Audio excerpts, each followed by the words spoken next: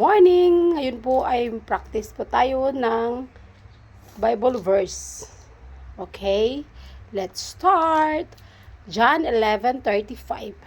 Jesus wept. 1 Thessalonians 5:16. Rejoice always. 1 Thessalonians 5:22. Reject every kind of evil. 1 Thessalonians 5:17. Pray without ceasing. 1 Corinthians 16:14, do everything in love.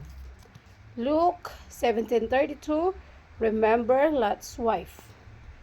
Luke 1:37, for nothing will be impossible for God. Luke 6:31, do to others as you would have them do to you. Luke 6:36, be merciful just as your Father is merciful. Exodus 20:15, you shall not steal. Exodus 20:13, you shall not murder. Philippians 2:14, do everything without grumbling or arguing. Numbers 6:24, the Lord bless you and keep you. Colossians 3:20, children, obey your parents in all things. Hebrews 13:25, grace be with you all. Matthew 7:1, do not judge, or you too will be judged.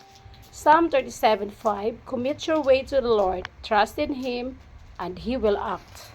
Psalm 56:3, when I am afraid, I put my trust in you.